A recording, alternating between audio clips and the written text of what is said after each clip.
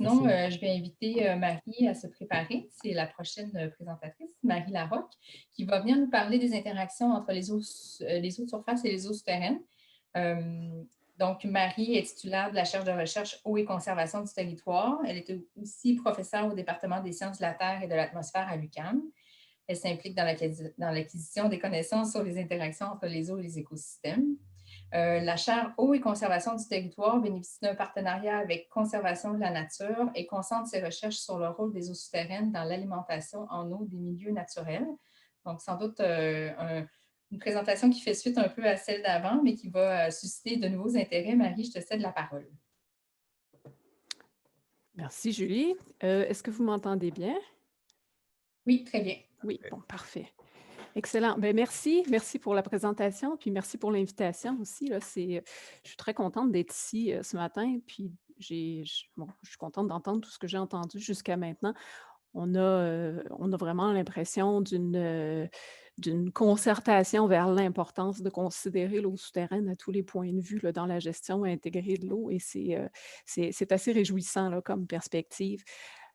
Je vous ai préparé une présentation qui est pas très technique, vous allez voir, et plutôt basée sur des grandes questions pour essayer de brosser un petit peu un portrait heu, de c'est quoi l'importance de tenir compte des interactions de surface ou souterraines, dans la gestion intégrée de l'eau. Donc, on va, je pense oups, pardon, heu, pardon, excusez-moi. Alors voici. On y va. Donc, je pense que j'ai pas besoin de convaincre personne que quand on regarde le cycle de l'eau, on considère à la fois les eaux de surface et les eaux souterraines et les écosystèmes aussi. On va parler d'une seule et même ressource, en fait. Et historiquement, au Québec, on a eu, je pense, si on peut exclure la dernière quinzaine ou vingtaine d'années, mais avant, une approche essentiellement haute surface, avec très peu d'énergie investie sur la caractérisation, la connaissance des eaux souterraines et encore moins sur les interactions entre la surface et le souterrain. Donc, ça évolue tranquillement, mais il y a clairement encore très, très peu de connaissances sur les interactions. Là, je vais essayer de brosser un petit peu un portrait de ça par la suite. Heu, Tantôt, Olivier Pitre, m'a interpellée et je reprends la balle au bond. Je pense que c'est vrai, puis tout le monde va être convaincu, je pense, sinon en regardant l'image de droite, ça nous fournit des arguments supplémentaires que l'eau souterraine d'aujourd'hui, donc l'eau qui va devenir l'eau souterraine qui se recharge, c'est nécessairement l'eau de surface de demain. Mais je dirais pas de demain, je dirais c'est l'eau de surface de dans 1 an, 10 ans, 100 ans, 1000 ans peut-être. Donc les interactions entre la surface et le souterrain sont la plupart du temps, bien, bien ancrées sur cette différence de temps de séjour de l'eau dans les différents réservoirs du cycle hydrologique. Puis l'image de droite nous montre un peu ça. Donc on voit, vous voyez, tout en bas de la flèche là, des secondes et puis c'est pour ça que j'ai rajouté les années par-dessus pour qu'on ait une meilleure repère. Donc l'année, le jour, 100 ans, 10 000 ans, puis regardez la grande ligne où est-ce qu'on voit le G pour eau souterraine ici. Donc les temps de séjour de l'eau souterraine sont extrêmement longs, peuvent être extrêmement longs et puis vont bien au-delà des projets de recherche qu'on peut mener, même de la fréquence des élections, 4 ou 5 ans, de l'horizon des politiques de l'eau aussi, et même de plusieurs générations. Donc, si on ne tient pas compte de ces réservoirs à temps de séjour très, très importants, bien, on va avoir du mal à faire une gestion intégrée pour maintenant, pour le futur proche et pour les prochaines générations. On peut se demander où sont les interactions. En fait, elles sont un peu partout, de la montagne à la mer. Puis ici, c'est une image de Winter, qui commence à être assez ancienne, une vingtaine d'années, mais qui est encore très, très, très, très pertinente, je trouve, où on trace un semblant de territoire bassin versant, où on voit en coupant en tranches toutes les zones où on peut avoir des interactions. Donc des zones où il y a de l'eau qui s'infiltre et des zones d'émergence, les lacs, les rivières, les milieux humides. Puis c'est une chose qui transparaît un peu dans cette image-là, c'est toutes les échelles qui sont impliquées dans ces échanges-là. Donc, on pourrait se demander, est-ce qu'on doit interagir à l'échelle des bassins versants ou à l'échelle très, très locale? Ben, la réponse, c'est probablement aux 2 échelles si on veut pouvoir aborder toutes les facettes de ces interactions. On entend de plus en plus parler de systèmes, de services écologiques, et on peut se demander, c'est quoi les services qui sont rendus par l'eau souterraine? Donc c'est un regard un peu complémentaire à notre regard d'hydrogéologue habituel, mais à quoi ça qu'est-ce que les eaux souterraines nous apportent? Bon, j'aurais pu faire la même diapo pour les eaux de surface, mais comme les services des eaux souterraines sont peut-être un peu moins connus, je les illustre ici. Bon, c'est des choses que vous savez, hein, l'alimentation d'eau potable, l'irrigation, l'industrie, et cetera.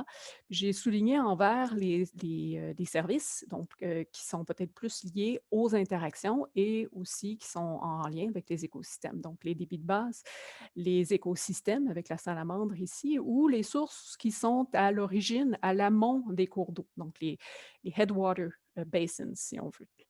La zone d'alimentation tout en amont des bassins. Alors, on doit, si on veut réfléchir à la gestion intégrée des ressources en eau en lien avec la connexion surface-souterrain, on doit tenir compte de tout l'écoulement de l'eau, donc à la fois de où la recharge se passe et, bon, on va voir sur la diapo suivante, la suite sur la diapo suivante. Mais parlons ici de la recharge. Donc, on va vouloir quantifier cette recharge-là parce que c'est ça qui est à la source de tout notre écoulement, éventuellement de notre émergence aussi. Grâce aux données PACES, puis l'image qui est ici est en fait, celle du haut là, est un peu, similaire à celle que René nous a présentée tout à l'heure, mais c'est les mêmes régions qui sont présentées, c'est juste une version un peu différente de l'image. Donc grâce aux PACES, on a maintenant beaucoup de données sur les aquifères, sur la recharge, sur la géométrie des ondes qui peuvent, transporter de l'eau à travers tout le sud du Québec. Puis grâce à cette donnée-là, ben, on peut faire maintenant de la cartographie à l'échelle que j'appelle suprarégionale. Et ici, on a un exemple de cartographie de la recherche simulée à l'échelle de tout le sud du Québec, là. Donc, c'est au sud du fleuve, entre la frontière américaine, l'Ontario, et le bassin de la Chaudière complètement à droite. Donc, on est capable de faire ceci parce qu'on a maintenant les outils, puis on a la donnée de base. Donc, on est capable de comprendre l'état actuel, on comprendre le passé, revoir le passé, puis essayer d'anticiper le futur aussi. Donc, on doit comprendre d'où vient l'eau souterraine, donc comment elle va s'écouler à travers le système. On doit aussi comprendre comment elle va émerger, cette eau-là, dans les milieux naturels. Donc, où est-ce qu'il va se faire la sortie, donc la décharge aussi, si on veut, ou l'émergence. Donc, on veut quantifier de la recharge à l'émergence. Ce que j'illustre ici, ben, c'est les données dont on dispose au Québec. On a énormément de données hydrométéorologiques. Donc, sur l'image du haut, je ne sais pas si vous pouvez distinguer, là, les points bleus, c'est les stations hydrométriques qui sont actives en ce moment. On en a, ben, ou qui ont été actives là, dans les dernières décennies. On a pas loin de 200 stations, donc avec quand même beaucoup d'informations sur des débits. Vous allez me dire pourquoi les débits, si on s'intéresse aux interactions, c'est qu'avec les débits, ben, avec les débits totaux, on peut, avec des méthodes de filtre, en déduire des débits d'étiage. Et si on se dit qu'en étiage, l'apport d'eau dans une rivière, ça vient de la nappe, donc l'étiage hivernal, l'étiage estival, ben, on peut identifier des volumes d'eau qui proviennent des interactions. Donc ça, c'est une approche qui est très, très couramment utilisée, à travers le monde, puis beaucoup au Québec aussi, parce que la donnée est disponible. Par contre, il y a beaucoup de limites à cette donnée-là. C'est une donnée, qu'on a à l'échelle des bassins versants, mais, elle, surestime généralement les méthodes de filtre surestiment généralement les apports en crue. Donc on a tendance à surestimer les interactions avec la nappe. On a aussi des influences qui viennent des cours d'eau qui sont sous influence des ouvrages de retenue. Donc, les débits ne sont pas nécessairement des débits naturels, en fait, sur très peu de grandes rivières, les débits sont naturels. Et les données hivernales sont souvent pas très fiables aussi. Donc, il y a beaucoup de limites sur l'utilisation de cette information-là. Mais parfois, c'est la seule qu'on a pour établir des interactions à l'échelle des bassins versants. On doit, si on veut avoir plus de données, d'informations, on doit aller à l'échelle plus locale. On doit, par exemple, faire des traçages.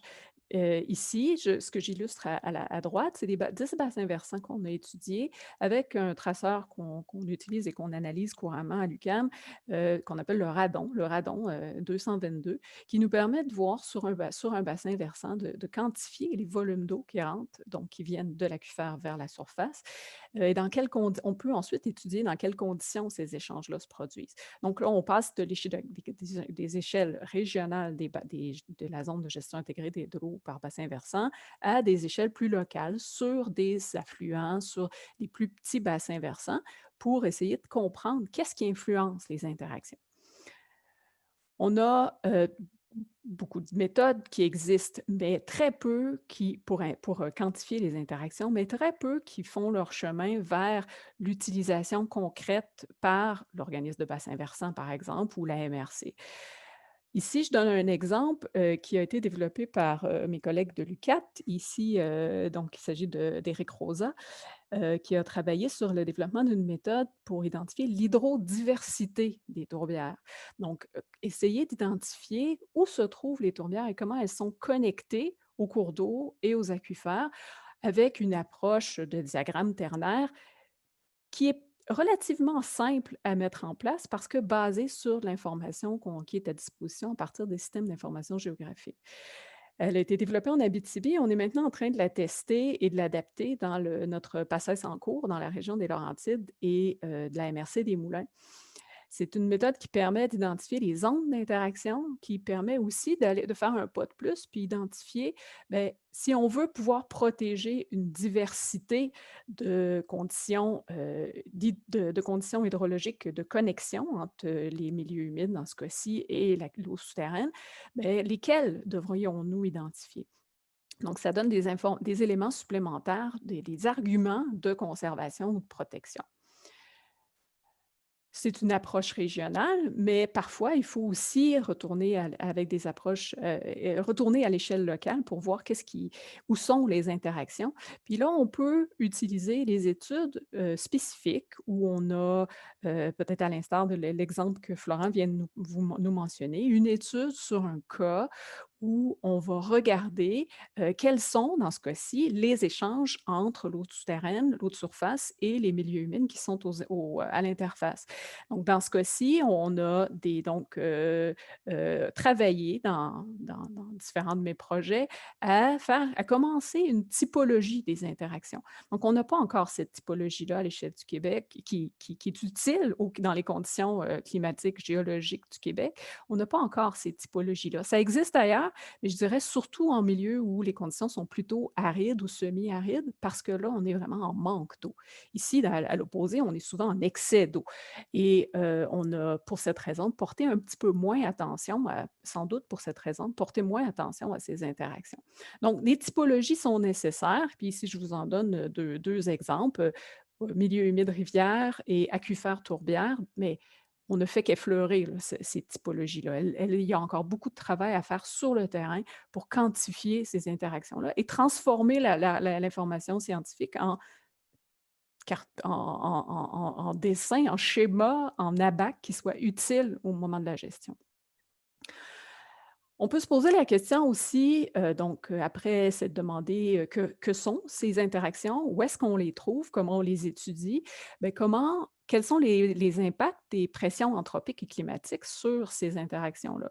C'est une question qui est majeure, parce que, les effets qu'on a, parce qu'on développe un secteur qui était en zone inondable ou parce qu'on assèche les milieux humides, on exploite la tourbe, on fait de la coupe forestière ou on pollue l'eau. Ces effets-là ces impacts ces activités anthropiques, pardon, ont des impacts immédiats, mais aussi à moyen et à long terme.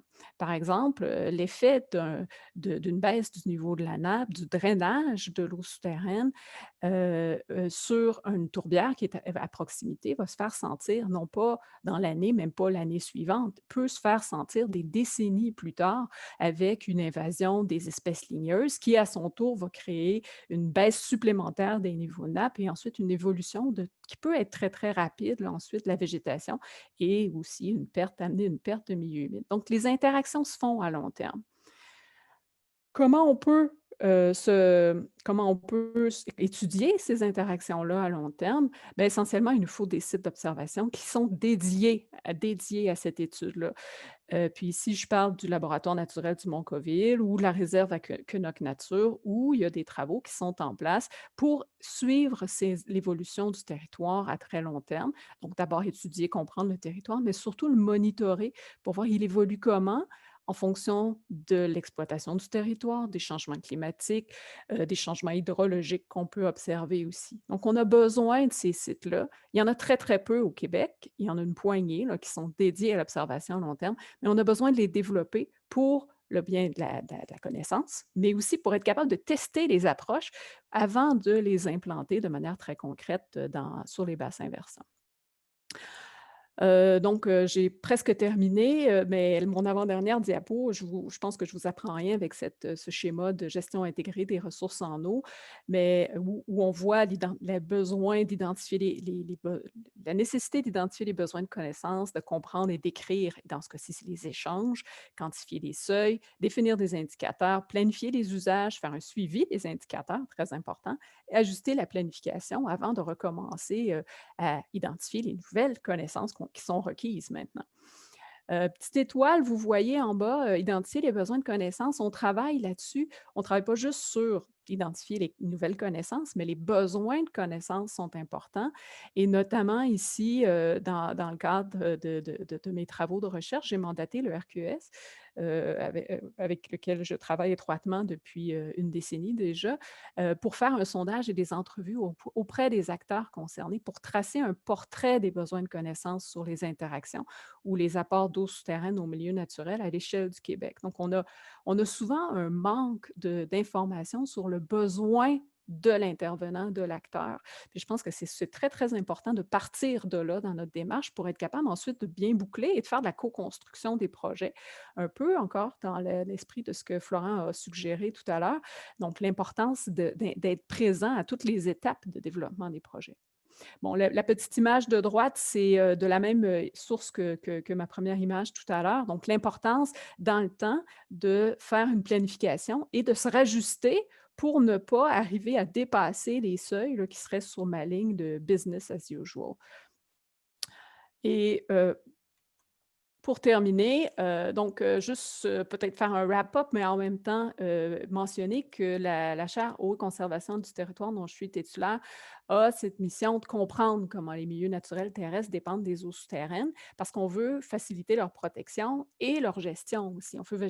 On veut faire la gestion de l'utilisation de l'eau, la gestion du territoire et protéger nos ressources, nos milieux naturels. Donc, on doit produire des nouvelles connaissances sur ces milieux, on doit définir les conditions actuelles et futures aussi et accompagner les acteurs de conservation et de gestion en faisant de la co-construction, mais aussi en développant des outils qui vont leur être utiles. Donc, on veut faire percoler les résultats de notre recherche dans des outils concrètement qui peuvent être utilisés dans la gestion du territoire. Alors voilà, j'ai mis à la fin de ma présentation une liste de références. Évidemment, je ne veux pas qu'on les regarde maintenant, mais j'ai pensé que, en consultation de la présentation par la suite, certains d'entre vous pourraient vouloir consulter certains de ces documents. Si vous avez des questions par rapport à ce que je viens de présenter, ça me fera plaisir d'y répondre, maintenant et par la suite aussi, n'hésitez pas à me contacter au besoin. Merci beaucoup, Marie, pour ta présentation. J'ai pas de questions dans le chat. Je suis vraiment étonnée parce que moi, j'ai plein de questions. Je vais en profiter. En fait, ma première question, ben, je veux juste souligner, là, en train d'envoyer un message, peut-être que tous ne l'avons pas vu, mais par rapport à la chaire de recherche dont tu viens de parler, Antoine nous annonce là, que le ROBVQ est en démarche pour devenir un partenaire officiel de la chaire de recherche. Puis je pense que les OBV vont vraiment profiter de ce partenariat-là. Puis ma question va un peu dans ce sens-là, dans le sens où tu as parlé de l'importance de cibler les besoins pour mieux répondre à ces besoins-là et faire le lien avec la communauté ou avec les acteurs de l'eau. Par contre, la difficulté qu'on a, je pense, c'est que les gens ne sont pas capables de nommer ce besoin-là parce qu'ils ne savent pas que ça existe. Dans le sens où ça ne fait pas partie de leur réflexion, fait qu'ils ne sont même pas capables d'imaginer que ça pourrait être un besoin. Quand on ne sait pas que ça existe ou on ne sait pas les liens, bien, on peut difficilement imaginer qu'on a ce besoin-là. Est-ce que tu vois tout le mouvement là, des PRMHH avec les MRC et tout ça comme une occasion justement de développer la recherche puis d'informer ou de sensibiliser les intervenants à l'importance des interactions avec l'eau souterraine? Parce qu'encore une fois, dans ces plans-là, ben, on parle d'eau de surface. En fait, on parle surtout de milieux humides. Ceux qui intègrent les milieux hydriques dans leur PRMHH ne sont pas légion. Donc, encore moins les eaux souterraines. Comment tu vois cet arrimage-là entre ces différents outils puis la recherche que vous faites? C'est une excellente question, puis je pense que c'est un peu le grand défi, là. On veut faire une recherche qui est utile Donc, on veut comprendre c'est quoi le besoin aussi. Dans le cas des PRMHH, on se trouve, évidemment dans le feu de l'action maintenant. En fait, les MRC et les OBV sont dans le feu de l'action pour les faire, ces PRMHH et puis, il y a eu très peu de considération des eaux souterraines de considération des eaux souterraines dans l'alimentation des milieux humides. Donc, on parle de milieux humides, on parle essentiellement d'eau de surface. Et oui, beaucoup d'hydrologie, mais c'est de l'eau de surface. Mais il y a une connexion avec l'eau souterraine, probablement dans la très grande majorité des milieux humides à travers le Québec. Elle est parfois minime, mais elle existe, puis elle est super importante. Il y a je suis d'accord avec toi, c'est difficile d'identifier un besoin quand on ne sait même pas qu'il y a une réalité qui existe. Puis c'est un peu l'objectif de ce mandat que j'ai donné au RQES, de faire un sondage et des entrevues auprès de différents intervenants à travers le Québec, pour établir, quel est le besoin, le niveau de besoin de connaissances. Donc, est-ce que vous savez, quelles sont les interactions sur votre bassin versant? Est-ce que vous connaissez? Est-ce que vous avez déjà utilisé ces données-là, et cetera? Puis là, c'est de manière un petit peu, j'allais dire naïve, mais l'approche, c'est, dites-nous où vous en êtes rendu et puis on va essayer d'adapter nos interventions au à là où vous êtes. Donc, on va essayer de développer des présentations, des documents, des documents explicatifs peut-être en fonction des réponses qu'on va obtenir. Puis, l'étape ce qui va suivre ceci, dans le cadre des travaux de la chaire, ça va être de tracer un portrait actuel des connaissances à travers le Québec. Donc, faire une revue de toutes les études qui ont été réalisées sur ces interactions et d'identifier les besoins de connaissances tels que mentionnés par les différents acteurs, hein. Merci. Il y a Geneviève Lascabri qui nous demande, en fait, qui fait référence à la cartographie que tu as présentée sur l'ensemble des eaux souterraines. Elle se dit qu'ils ont l'air plus récentes que les siennes, j'imagine. Là. Elle se demande si on peut, cette information-là peut être partagée. Je ne sais pas si, Geneviève, tu veux spécifier de quelle cartographie. Je pense que celle que tu as présentée, c'était surtout celle par rapport à, à la recharge, mais Oui, les travaux qu'on fait sur la recharge en ce moment sont, à la veille d'être publiés, donc c'est des travaux tout à fait récents. Ça, c'est l'image avec les tons de orangé, là, où il y avait la cartographie, spatialisée de la recharge. Sinon, évidemment, nos PACES, vont se terminer en 2022, là, comme René, l'a mentionné tout à l'heure. Et on a aussi un autre projet qui est en cours en ce moment avec le ministère de l'Environnement pour essayer de comprendre la recharge, l'émergence des eaux souterraines à travers les cours d'eau au sud du fleuve qui se termine l'hiver prochain. Donc, on est un petit peu à la premières étapes de différents projets. Geneviève, contacte-moi si tu as des questions spécifiques. On pourra en discuter plus précisément, notamment, j'imagine, pour ta région. C'est bon, je ne vois pas d'autres questions. Je pense que Geneviève va t'adresser la question directement. J'ai Huguette Thibault qui mentionne en zone agricole, l'exploration des gaz de schiste révélait que le sous-sol ne nous appartenait pas. Qu'en est-il de l'eau dans ce sous-sol? Ou oui, oui, là, je risque de me mettre un petit peu les pieds dans plat parce que les questions, réglementaires de cette nature, je suis pas, c'est pas très tout est pas très frais dans ma tête. Je pense que l'eau souterraine est une ressource collective, en fait. Si on a un effet sur l'eau souterraine de notre côté, sur notre terrain et que, parce qu'on diminue les niveaux ou on la pollue, puis que cet effet-là a un impact sur le voisin, à ce moment-là, on ne peut pas avoir cette action-là qui a un impact qui pourrait être délétère pour le voisin. Maintenant, je n'irai pas trop plus loin en termes de législation là, parce que je ne m'y connais pas suffisamment. C'est bon, merci beaucoup Marie. Merci pour ta présentation.